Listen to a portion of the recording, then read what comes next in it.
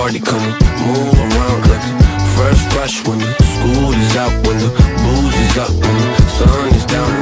Enjoy the ride, got some pillows in the Chevy. Hey, hey, it's like a die laying low, hitting heavy. Hey, hey, take your time, let me know when you're ready. Hey, hey, couple months I've been messing with this steady. Open for plans.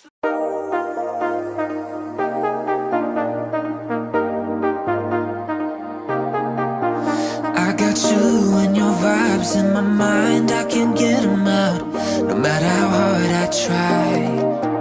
I need you and your heart next to mine, yeah, I'm all about keeping it you and I. When you're here, you spark chemical reactions, your aura strikes like lightning. Got no words, I'm just drowning in attraction. Only one way to describe it. It's electric, can you feel it? You got the only touch that takes me high. It's electric, I'm up in my feelings. Got double vision 'cause of you tonight. It's electric. Hello mga Tugans, good morning, good afternoon, good evening, and welcome back to my channel. For today's video mga Tugans ay very excited ako kasi meron client na or company na nag-invite sa akin na para i-feature ang kanilang products dito sa Naga City. So andito ako ngayon mga Tugang sa Rusco, Naga City. So makikita niyo naman yung nasa likod ko. So ito yung magandang product ng Rusco Naga na pwedeng pang negosyo. Hindi lang sa mga taga Naga City, kundi sa buong Bicol region na gustong magkaroon ng negosyo, pang negosyo na sasakyan, ito po yung magandang kunin nyo dito sa Rusco Naga. Sa mga bago po sa aking YouTube channel, please subscribe po sa aking YouTube channel para makapag-provide pa po ako ng mga content para po sa inyo. Ngayon, makakausap natin ang branch manager ng Rusco Naga, si Mr. Gerald Perez. Magandang araw po. Ako po si Gerald Perez, branch manager dito sa Rusco Naga. Nag-offer kami ng multi-cab at saka lending dito sa Rusco Naga. Mostly may mga paninda namin is mga multi-cab. Meron kaming pick-up with canopy, mga FB, minivan, at saka marami pa kayong pagpipilian. Yung pong mga multi-cab natin is Suzuki po yung kanilang makina, Rusco po yung aming company name. Kung makikita po ng mga customer natin, Rusco, yun po yung aming company name. Pero Suzuki po yung model po niya. Kayo po yung first owner sa Pilipinas, pero Japan surplus po siya.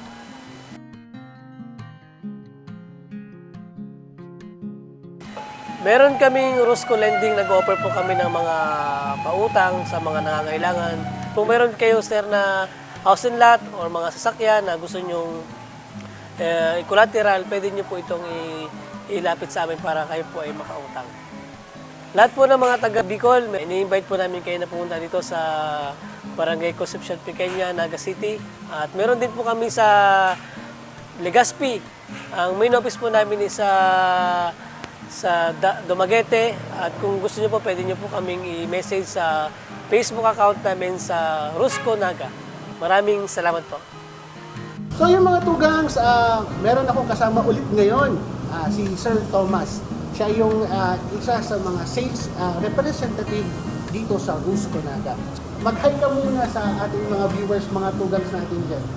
Hello mga ka-Tugangs, good afternoon.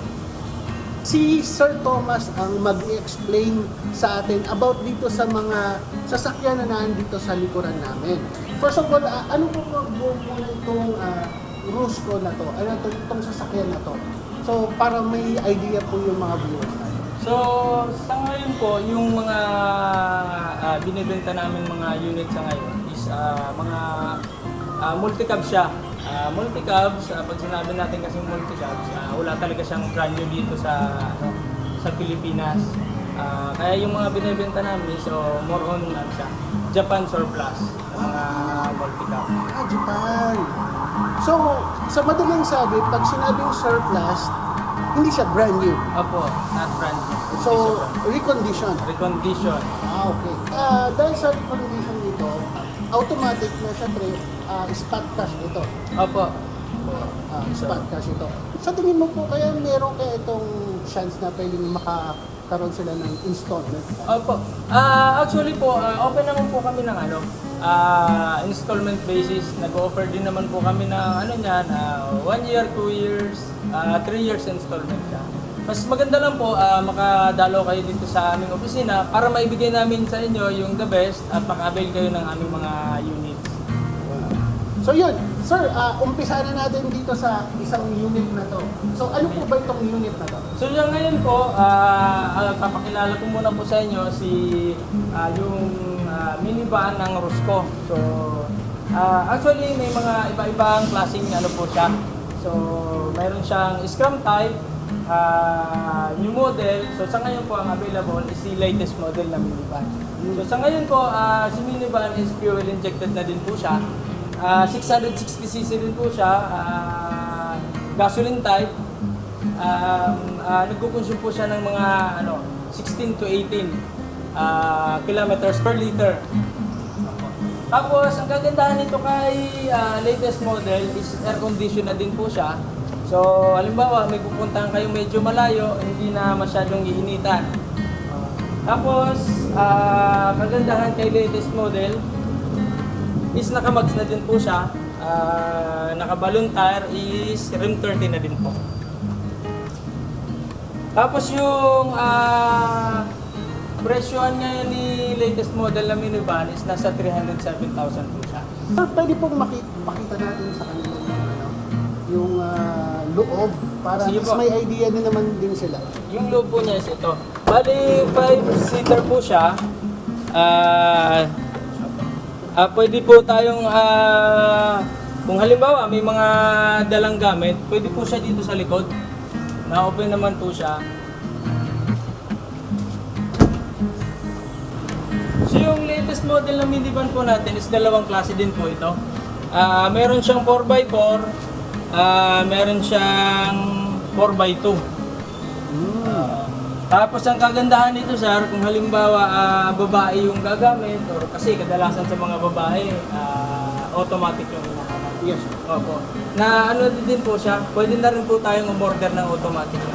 Actually, si latest model na minivan po ngayon is po siya ngayon, automatic po ito. Opo. So yung presyo po ng automatic tsaka yung ni manual is same price lang po. Same price na. So, kasi sa iba naman kasi mga sasakyan, iba ang presyo ng Iba ang automatic presyo. sa manual. Diba? So, ito yung maganda dito, mga tugang kasi pwede talaga itong pang negosyo sa inyo. So, dun sa mga nag-i-start, actually pwede ito sa yung mobile mobile food cart, lalo na yung isa na yun. So, mamaya papakita natin mga tugas yung isang pick-up type. So, maganda talaga dito kasi lalo na pag nag-i-negosyo kayo. Ito yung maganda, moving food cart kayo. So, yan. So, ito na po yung talagang isa sa mga latest. Wala nang iba. Opo, ito na po yung pinaka-latest natin sa kanya. So, yun. Okay naman pala, sir eh. So, mga tugangs, papakita lang ng aking cameraman yung dun sa front kasi para at least makita niya yung loob ng driver seat saka ng passenger seat din sa unahan. So, kung makikita niyo mga tugangs, talagang kung nag-start ka pa lang sa business, talagang maganda talaga to. Maganda talaga tong sasakyan na to. So, mga tugangs, i-try nyo pong bumisita dito sa Rusco Naga para ma-check nyo ng personal yung sasakyan na to. No. So, doon na tayo sir sa next model o meron ka pa bang extra dito? So, doon na tayo sa next dito. So, ngayon sir, ano naman po ito ang model na ito? So ngayon, dito naman po tayo sa sunod nating ipapakilala, si Pickup with Canopy. Sa ngayon po, ang available lang natin yan is si Pickup with Canopy new model. Kasi meron din po tayo itong Scrum type in latest model. Pero sa ngayon po, sa kasamaang palad is out of stock po tayo sa ngayon. Pero pwede pong mag-order nito. So available naman po siya sa ating mga production. Yun nga lang, inaantay pa natin yung deliver bago dumating. So sa ngayon po, yung mga feature ni new model na pick up with canopy, pwede rin po siyang automatic, pwede ring manual, depende po sa kagustuhan ni customer. Ang kagandahan po nito ni pick up with canopy, pwede rin po siyang 4x2, pwede rin po siyang 4x4. Depende po sa paggagamitan ni customer. Ang kaanon po nito ni pick up with canopy, is yung gulong niya is cargador type na. Nakamags na din po siya. So yung presyohan po ni pick up with canopy new model is nasa 258 po siya. Sa cash, pwede rin po siya sa installment, open installment din po siya. Pwede siya sa 3 years, 2 years, and 1 year po. Yun, ito po ang kagandahan. Ito po yung isa sa pinaka namin, best seller yung ating pick up with canopy. So all around po kasi ito si pick up with canopy. Pwede mo siyang pang negosyo, pwedeng pang business, pang picnic, kahit saan po kayo pumunta, pwede mo po siyang dalhin. Yun po yung kagandahan niya. Sa ngayon po, ito si pick up with canopy, surplus Japan din po siya. So sa Japan, normally naka-right drive po yung ating mga sasakyan. So pagdating dito sa Pilipinas, kino-convert po siya. So converted po ito from right to left. Kaya kung mapapansin po natin, is yung signal niya, tsaka yung ilaw is nandito sa kanan. Usually dito sa Pilipinas, nasa kaliwa po yan. So, yun. So, sa ngayon, 4x2 lang po kasi siya. Sa mga ganito pong unit, yung mga pick up natin is hindi po talaga siya naka-aircon. So sunwerte lang po tayo dun sa kanina na naka-aircon po siya. Ito po sa ngayon, yung ipapakilala ko is si pick up canopy scrum type. So 4x4 din po siya. Available din po yung ating 4x2 nito. So sa ngayon po, yung available natin is round eye siya. So dalawang klase din po yung ilaw ng ating pick up with canopy scrum type. Meron po siyang round eye, meron din pong cut eye siya. So sa ngayon po, ang available natin is si round eye lang. So si pick up with canopy scrum type is naka 4x4 na din po siya. Naka mags cargador na din po. Rim 13 din po, gasoline type. So carburetor type po. So si pick up canopy 4x4 natin. Ano po. So ito po, kung mapapansin po natin is ano po talaga siya for business purposes. So ito po, medyo malaki po yung ating kargaan sa likod. So, kayang-kaya po dito yung 1,000 kilos. So, si pickup canopy scrum type po is mabibili po natin siya sa presyong 246,000. So, ito po yung loob ng ating pickup with canopy 4x4. So, ito po yung handbrake niya.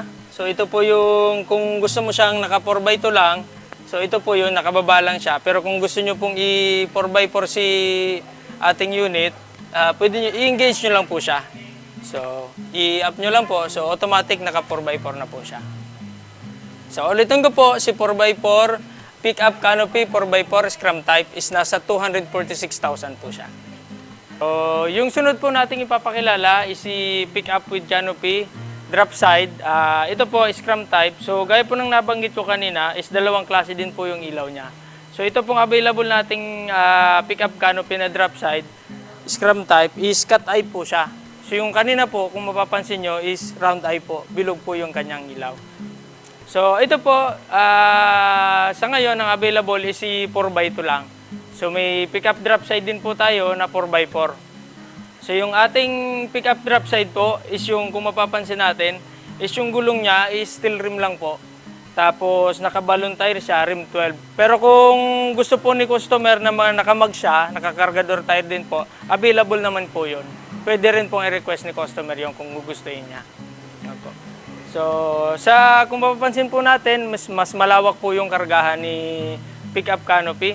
So pareho dun po kay pick-up drop side 1,000 kilos din po yung maximum na pwedeng i-load sa kanya. So ito po yung interior ni pickup canopy drop side, 4x2. Kung mapapansin po natin, yung 4x2 is wala po siyang engage ng 4x4. So ito po, may mga previous din po si aming kumpanya. So meron na po siyang L-range, early warning device, saka yung ating manual na jack. Wide handle na po yan. So ito po, si pickup drop side, scrum type, is mabibili po natin siya sa halagang 213,000 lang po. Canopy drop side, pag scrum type po, is hindi po talaga siya naka-aircon. So sa ngayon po, yung ating sunod na ipapakilala is si pick-up FB van type. So yung available po natin ngayon na pick-up FB van type is 4x4 po siya. So available din po ito yung 4x2. So yung available po natin ngayon na pick-up FB van type is round eye. So kung mapapansin po natin, naka-steel rim din lang po siya. So design po talaga siya na steel rim, naka-balloon tire kasi pagka medyo malaki yung gulong niya, medyo sa side na po, so sa niya, sa taas. So yung FB van po natin is available yung 6-seater hanggang 8-seater po siya. So 1,000 maximum load din po yung ating FB van. So gaya po nung mga nauna nating unit kanina is may mga free din po ito. Meron din po siyang mga freebies.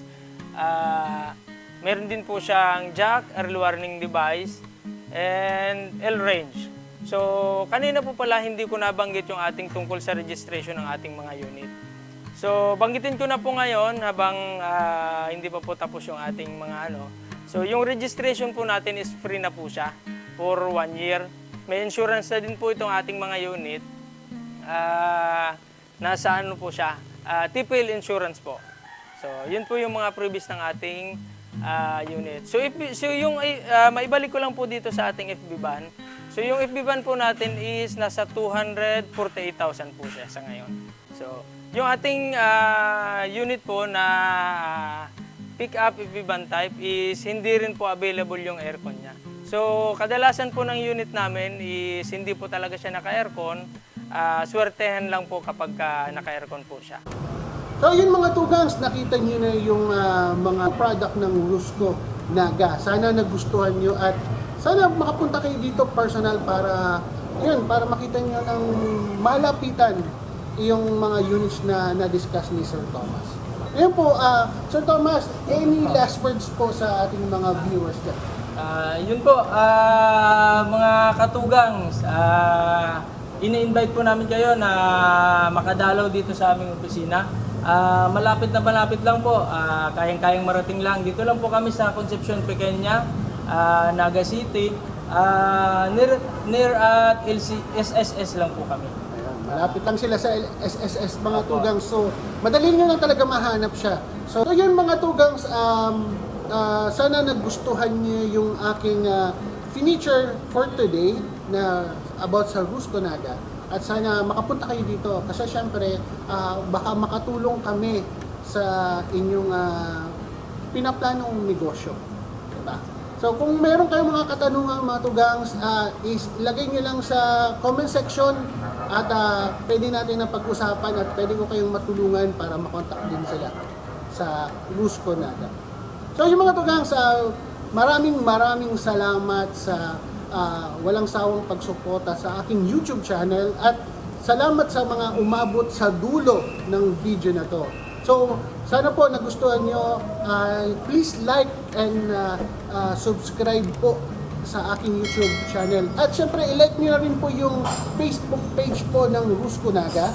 Andun po yung mga details about po sa product na naanditong na-discuss ni Sir Thomas. So yun po. So maraming salamat po ulit mga tugangs. Thank you very much ulit. Always remember, God is good all the time.